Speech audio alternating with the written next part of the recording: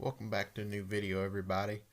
It's come to my attention from recent comments and videos, mainly the video of the power stroke, that people are wanting to see videos covering the history of the farms. I'm going to do this in 3 parts. This video is going to be the history of the Bronestine Farm. Then I will do one of the Bringer Farm. Then I'll do a video covering how B&B Farms got started. So hope you enjoy this video. Like I said, we'll be covering the history of the Bronestine Farm. Now, the Bronestine Farm got its start way back in the early 1900s when my grandpa's grandpa started farming in LaGrange, Missouri. He farmed with mainly Allis-Chalmers tractors, if I remember right. And then his son, which would be my great-grandpa, Arthur Jr. Bronstein, he started farming at the farm where my grandpa lives now.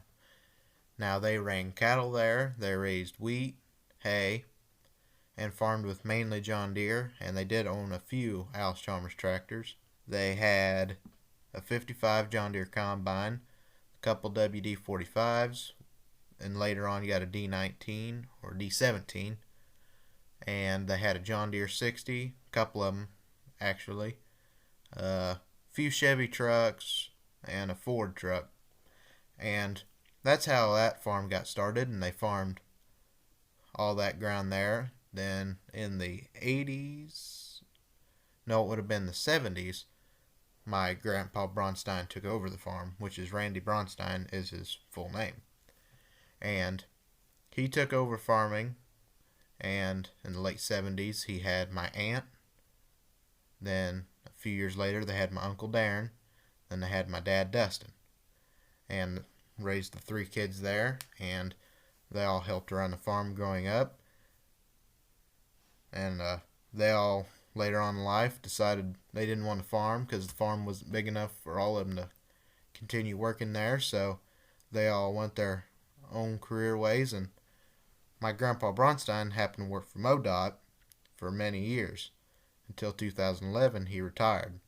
And now he spends all his days at the farm. And takes care of cattle.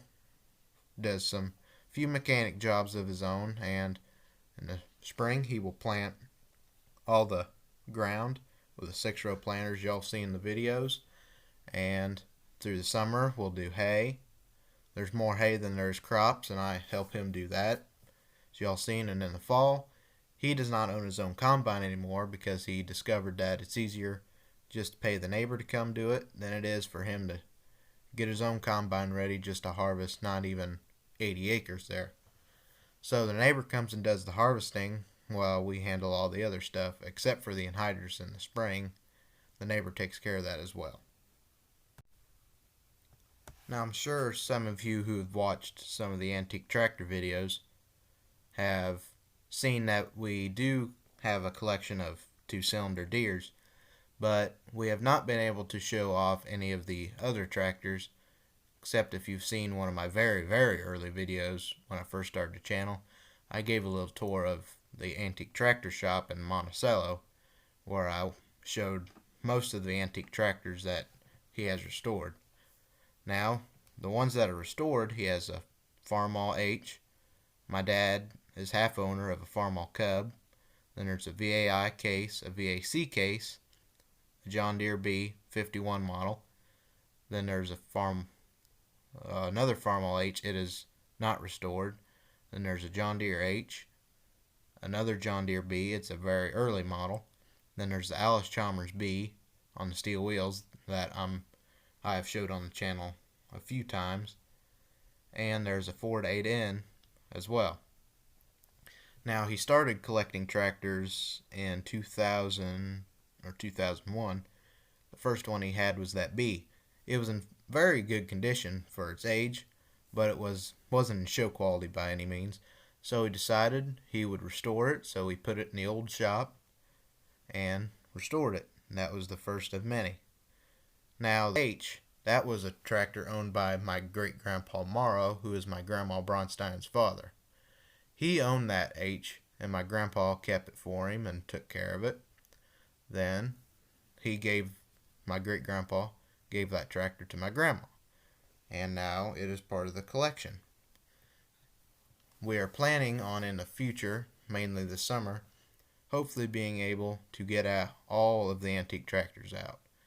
I cannot make any promises, but I'm just hoping, as much as I'm sure all of you will, that we will be able to get all of the antique tractors out. But the B and the A are the main tractors we always take to the parades. We used to take the case till my dad decided he didn't want to be in the parade anymore. So me and Grandpa just take the 2-cylinder Deers and we do our thing. Back in the early days, before I was able to run a tractor on my own, well, I was able to ride on one, they would take the John Deere B, the John Deere H, and my dad's Cub, and they'd run those in the parade. Then later on, they decided, well, we'll do something different, so they stopped bringing the John Deere H and started bringing the Farmall H, and my uncle would run that. Then they'd change it up every year and bring a different tractor, but the Farmall Cub was there almost every year, and the John Deere B was there every single year, because that was my grandpa's main tractor for parades till he restored this John Deere A. Now he runs that one, and as you've seen in one of the videos, I run the John Deere B now. And that's pretty much covering the classic tractor aspect of the farm.